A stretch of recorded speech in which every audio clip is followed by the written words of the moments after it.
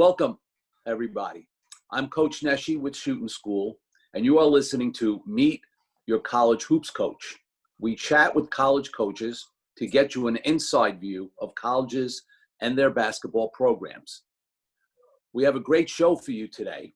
We're with Coach Jeff Slanovec, the head coach at FDU Florham campus in Madison, New Jersey. Coach Slanovec has a wealth of experience in Division III basketball. First, as a player at Misericordia College, then as an assistant coach at Misericordia, and then at Gettysburg College. And he's just completed his second season as the head coach at FDU. Coach, good morning and welcome. Good morning, Coach. Glad to be here. Thanks for having me. Great. Thank you for making the time, Coach. Coach, if we could start off, maybe you could give us a brief description of FDU. Yeah, so we're a small residential campus. We're one of four campuses, actually, that FDU has. A lot of people know one of our other campuses being the TNET campus, which has FDU Knights, the Division I athletics program. But we also have two campuses abroad, one in Vancouver in Canada and one in Roxton, England. But small campus. Gated community with a very safe place to be. We're about a half a mile from a train station that can take you right into New York City. The majority of our kids do live on campus in one of the many dorms that we do have. But we've got about 25 to 2,600 students, looking to bring in a class of about 600 to 700 in each of our kind of recruiting classes from the school perspective. But we think we've got a hidden gem from a campus perspective. Our campus was designed by the same person that designed Central Park in New York City. The main building on campus was the estate or the house of the Vanderbilts and the Twombleys back in the day from history. So that's where our kids get to spend a lot of their time and attend class. So, which actually was a surprise to me because having played in the league that I now coach in, I was there 8 times, 4 for basketball and 4 for baseball. And I had only ever seen the facilities. I never actually walked through the other side of our rec center, which takes you to the center of campus. So very blown away in a good way when I came for my interview. And now it's something that we really try to sell. But it's a great place with great people. And I think you hear from a lot of coaches, it's the people that make the schools. But we've got some of the best, and I love where I'm at. Great. And Coach, in speaking about your institution and, recruiting being such a vital part of a piece of the success in building a college basketball program, what would you say about your school that might be unique when you're comparing it to other schools that are in your conference and other schools that you recruit against? Of course. Well, the first one being that we are in the MAC, which has 2 sides, and we're on the freedom side of that. Up until last year, the one unique advantage we had was we were the only school in New Jersey in the league, which is definitely it's a pro and a con. I think we take it more as a pro. With Stevens coming into the league, there's now 2 of us, but I still think that's something that differentiates us. I think our access to New York City, like I talked about, we've got the train station that our guys can get to in a 5 or 10 minute walk that can take you to New York City without actually being right there is something that's really unique. I know one of our seniors this past year actually took the train into New York City every single Monday to do an internship with a company that has now hired him and offered him a job for after graduation. So I think that's a really unique experience that our kids are able to get and take advantage of when they want. But Jersey basketball is just filled with so many really talented players. And when we took over, my staff and I, one of our big thoughts was we got to keep Jersey kids in Jersey that want to stay in Jersey, right? And I think us being one of the schools that's in Jersey, we can get to a lot of different high schools and high school games where talented kids are playing within 15, 20, 30, 45 minutes. You can get to the shore in an hour and 15. So it's not too hard for us to go find guys. It's trying to keep them in Jersey. And when you talk about challenges, I think sometimes guys in Jersey don't want to stay in Jersey. So we got to make sure we identify the ones in Jersey that want to stay in Jersey and give them a reason to stay in Jersey as well. So we think we're on the right track, but we're trying to build it with Jersey guys first and then venture out from there. That's great. And Jeff, to speak a little bit on what you're talking about with New Jersey high school basketball, I don't know, I haven't spoken to you in a while, but I'm back in the coaching game because I'm at Mater Dei Prep now. I don't know if you knew that. I did not. So, yeah, so I spent the last year with Rich Buckeye at Mater Dei. Yeah. And obviously it was great experience for me working with Rich and being part of Mater Dei program, but I got to see some really good, high school basketball in New Jersey, and there's certainly a lot of talent out there. So I understand what your mission would be in that regard. And looking forward to another season of New Jersey high school basketball, keeping our fingers crossed, of course. Of course. One of the really cool things too, I think, is spending so much time in PA. The leagues in PA don't do a lot outside of the season. Like summer leagues aren't great in a lot of areas. You lose a lot of the kids to other sports and to AAU and whatnot. In Jersey, we've really tried to make a lot of ground in summer leagues and fall leagues and all these different places where you might not see a lot of college coaches, but if you spend enough time there, you're going to be able to get to see the kids that you want to see, whether it's the Hamilton Park League in Jersey City or you're down at Hoop Group at their summer stuff at headquarters, or even in some just short little week-long team camps where you might be the only coach in the gym, but you get a chance to see 4, 6, 8 schools play. And for us early on, the networking piece was as important as any. I didn't care if I went to a night that had 8 teams play and there were no players for us. It was great for me to just be able to chat with high school coaches and try to build relationships. Sure. And besides New Jersey then, Coach, what other states does the school and yourself predominantly attract students from? Yeah, so we're you hit the nail on the head before. We're kind of tri-state. It's Pennsylvania, it's New Jersey, it's New York. I think some of the parts of Connecticut that are close to New York that we can try to get into a little bit. But we are regional in terms of where the school's going to recruit from, at least to our campus. The one thing basketball-wise is we're willing to go kind of wherever the players are. So we've got a couple kids we're talking to from Florida, a kid or two from California, 1 or 2 from Texas, and anywhere that you've got somebody that's going to fit what we're looking to do. And sometimes it's other things that bring them to our area. Maybe they've got a family member up this way. Maybe they grew up this way. Maybe their parents went to school in this area and they left the area. If you're a good basketball player and you've got interest in us and we think you'd be a great fit for the campus, for our program, and you're a good person, and I know everyone talks about that. You want good people in your program. We're interested, right? So we're saying we're trying to build it with Jersey guys, but it doesn't have to be that, right? We just think we're really blessed with how many of them are in the state and how many that we can get to and get out to see to build relationships with. Yeah. Coach, what would be some of your biggest challenges in finding quality players for your program? Yeah, I think one of the perks is also one of the challenges. And I talked about us being one of the only schools in our league that's in New Jersey, with Stevens being in Hoboken now. And there's only a couple schools in the state of New Jersey that are private schools at the Division III level like us, right? And I think that's something that makes us unique.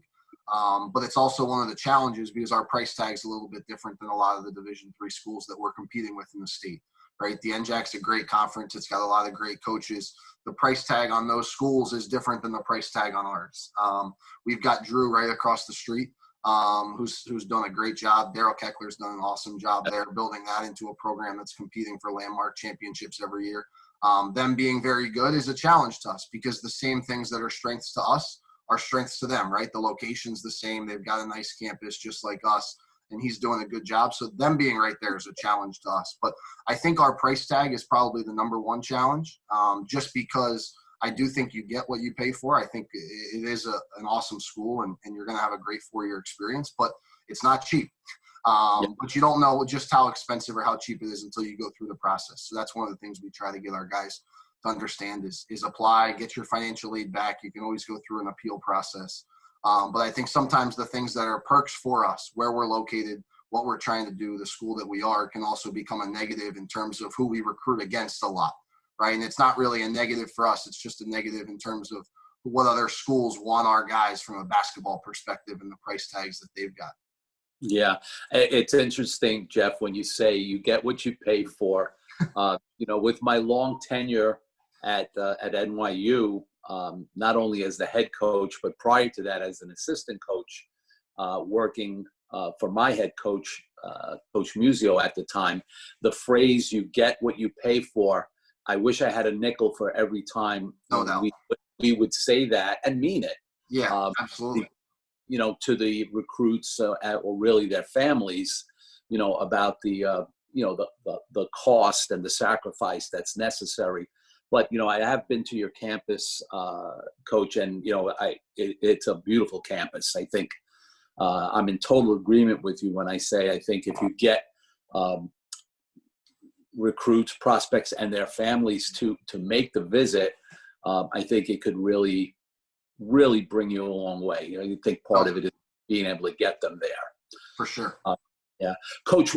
Regarding the what you're looking for in players, what would you consider like quality players for your program? Like, what do you look for in a point guard or a shooting guard, and post players, and just in general, what are you looking for in your players? Of course, I said the one piece a little bit before, but you want good people, right? I think it's really important when you've got a group of 12, 15, 18 guys within your roster. It's one of our jobs to make sure that if we've got a bunch of good guys in our program, we don't bring in one guy that's going to mess up what we have from a culture perspective. So you need good people that are going to fit into what you're doing. But from a basketball perspective, I think it sounds a little cliche, but we want skilled guys. We want guys that can dribble, that can pass, that can shoot. When you do those three things, if you put 5 guys on the floor that can all do that, you become harder to guard just because you do that. We place a really, really high emphasis on shooting the ball. The 3-point line is moving back here. We think next year it might be pushed back a year with everything that's going on. But I think that the more guys that you put on the floor that can shoot, the better spacing you're going to have, the easier it'll be to run offense, the tougher you're going to be to guard. So that's something we place a high emphasis on, and you wouldn't be able to tell it this year, but I think size for position as well. I think the bigger you can get with guys that are skilled and can make shots, the easier time you're going to have defending, the harder time people are going to have defending you, and the more success you're probably going to have. So I think in this day and age with all the new film resources that we have and synergy and breakdowns and analytics, it's becoming easier and easier to do scouting reports on kids that are a little bit one-dimensional. And if you're one-dimensional and that's attack the rim and not really have any regard for anything else, teams can scout that a lot easier than they can scout a bunch of guys that can make shots and maybe can't get to the rim as well. So I do think you need a combination of both. But for us, it's definitely skills first, having a high IQ. And I think a lot of people forget you've got to be able to play with other good players around you. You might come from a high school program where you're the best player on the floor. For us, you're just going to be another guy that's on the floor that can also play, right? And how you fit in with those guys and how we function as a unit when you're out there is what's going to determine kind of our success. So I think skill is number one. I think ability to shoot the ball is something we place as much of an importance on as maybe anybody in our region. And number 3, if we can get size for position, I think it just allows us to guard the way we want a little bit better and be a little bit more versatile on offense. Yeah, I mean, they talk about, positionless basketball now. But the thing is, when I look back on when I was coaching, some of the better teams or even the best teams, some of them that I had were where I had players that, were able to, even our big men, one of your good friends, absolutely, be able to shoot the ball from the 3-point line, even if you're a center. No doubt. But passing and being able to handle the ball, it's certainly, and of course, high IQ, like I think that makes a difference as well. And it sounds like that's what you're building towards, Coach, with, how you have your players interacting, or best case scenario. I guess the biggest challenge when you talk about Division III is that, we have to take the best players we can get. No doubt. If they're good character, then you have to sometimes, make some adjustments with how you're playing. Of course. But, I certainly see the way the game is going, and they are talking most definitively about moving that line back again? Even Division III? So they've already passed that it is moving back. Division I moved back last year.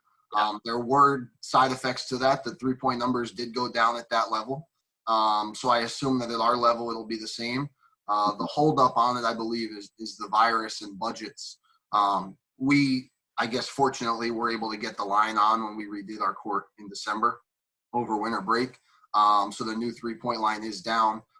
For those schools that haven't done it yet, they might not be able to get that down in time for next season. So I think they're talking about possibly for our level pushing that back 1 year, or at least tabling the discussion on when it has to get done. But we shoot a ton of threes. I don't know if you looked at the numbers or not. We took more threes than we did twos this year. So I'm not sure that the line's going to affect us a ton. But when you talk about positionless basketball, that was kind of us this year. We started 5 2 guards for most of our league play. And a lot of our success on the court came because we got one of those guys to buy into kind of being the anchor and the 5-man for us on offense, playing a kind of motion Princeton Davidson type 5-out offense that worked, but it relied on a lot of the stuff that you're talking about. You've got to cut hard, you've got to pass, you've got to share the ball, you've got to be unselfish. And we were really small, but we got our guys to buy into the fact that we can be small, but that can be an advantage for us on offense as long as we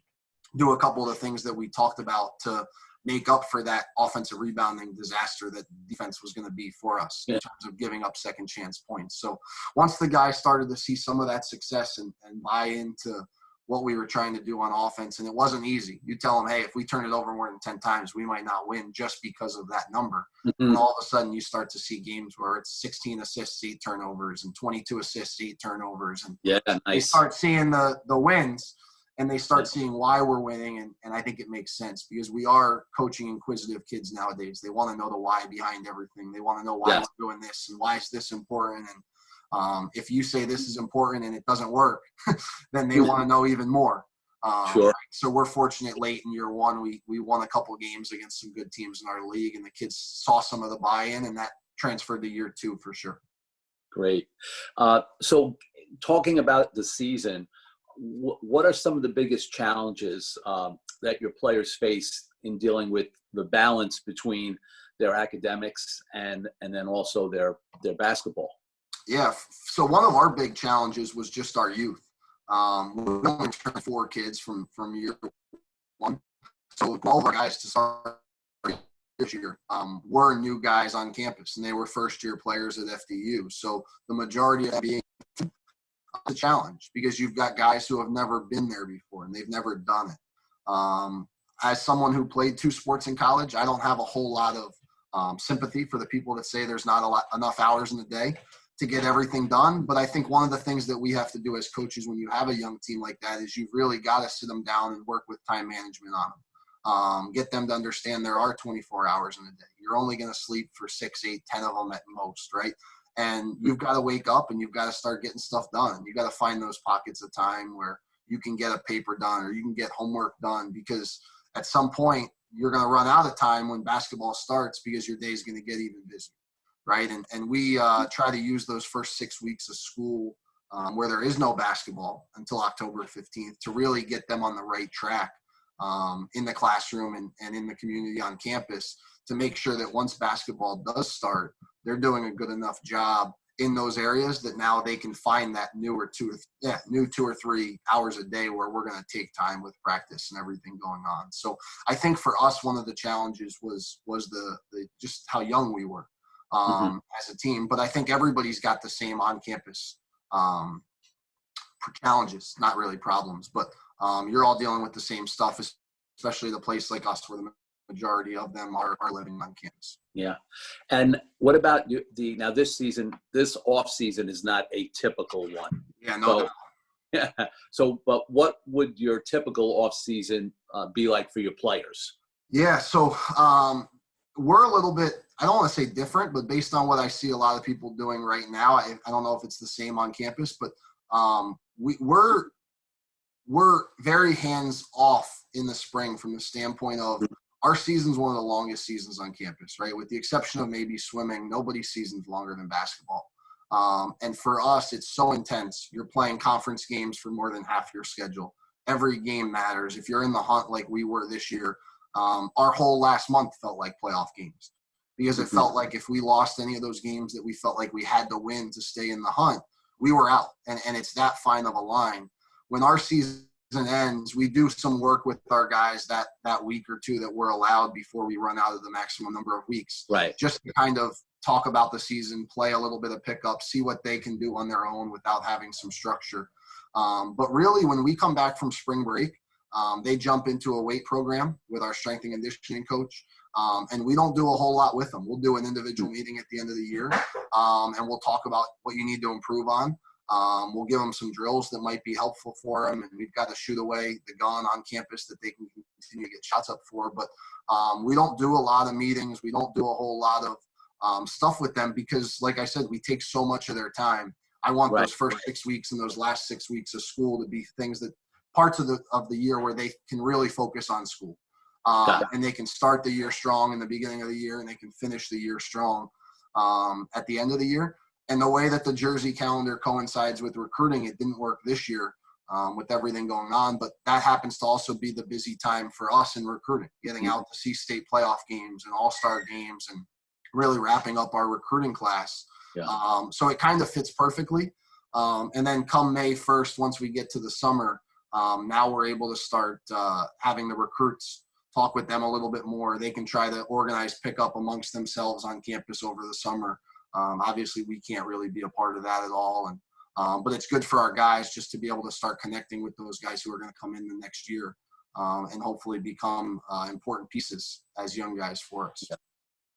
Coach, on the academic side, there was a question I didn't ask you before, and since we're talking about academics as well as balancing with the basketball responsibilities, but on the academic side, what do you find as like the popular or FDU as an institution? What majors are most attractive to the students? Yeah, so two in particular, and they've got really high rankings. The one, and our guys don't do this a whole lot.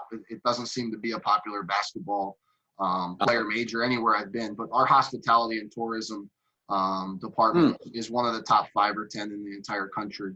And it's something that we do really, really well. The one that our guys really do take advantage of is the Silberman College of Business at FDU is fantastic.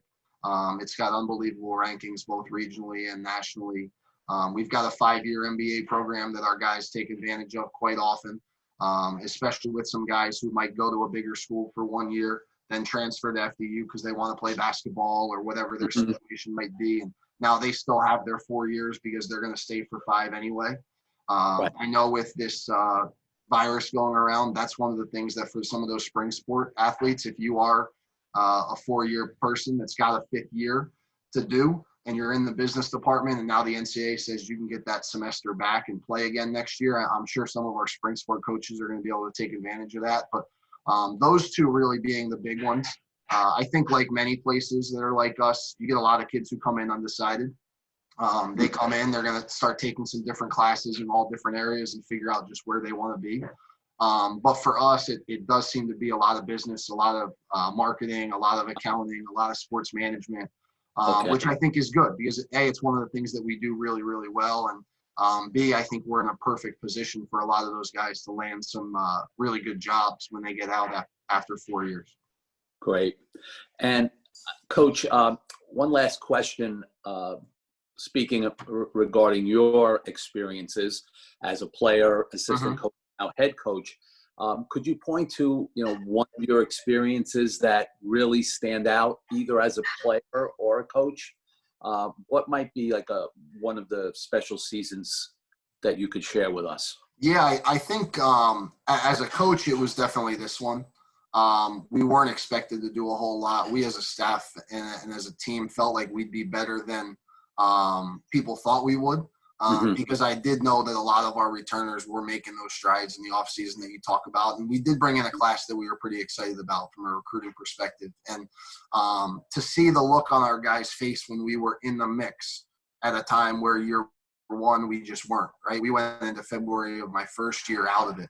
And that was a whole different month, right? Because you're still preparing your guys to win and doing everything you need to, but they in the back of their minds knew it didn't matter. We could win the whole month of February and not get in. And to see us get to February this year and see things click and see our guys playing their best basketball at that time of the year and really going into round 2 of the conference schedule with the belief that there was nobody that we felt like in the league that we couldn't play with. And we gave a lot of the best teams some really, really good games. And to see all of that come together the last day of the regular season and play maybe our best game of the year and the most important game at Wilkes, 22 of 45 from 3, put up 90-something points, and did everything that we really wanted to in a game that for so many of those guys, they view as a game that can kind of change the trajectory of our program, and especially the trajectory of it on campus. Because now you start having guys and girls on campus believe in the basketball program and believe that, hey, we're on the right track. We're going to the playoffs. And it had been a decent number of years since that had happened.